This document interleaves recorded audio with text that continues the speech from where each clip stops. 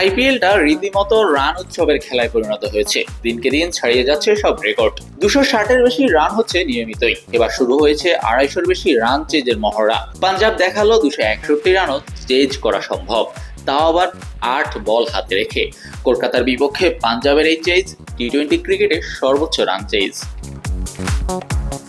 কলকাতা এবং পাঞ্জাব দুদল মিলে শুক্রবার রাতে ছক্কা হাঁকিয়েছে 42টা, যেটা টি-20-তে এক ম্যাচে দুই দল মিলিয়ে সর্বোচ্চ 6।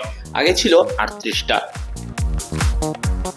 এই রান তাড়ার পথে পাঞ্জাব ছক্কা মেরেছে 24টা, যেটা টি-20-র এক ইনিংসে দ্বিতীয় সর্বোচ্চ 6। মঙ্গোলিয়ার বিপক্ষে 26টা ছক্কা মেরে একে আছে নেপাল। মজার ব্যাপার হচ্ছে দুদলের 4 ওপেনারের 4 জনই পেয়েছেন 50-র দেখা। কেকেআরের হয়ে ফিল সল্ট 75, সুনীল নারিন করেন 71 রান। পাঞ্জাবের হয়ে প্রভ সিমরান করেন 54 আর জনি বেয়ারস্টো অপরাজিত থাকেন 108 রানে।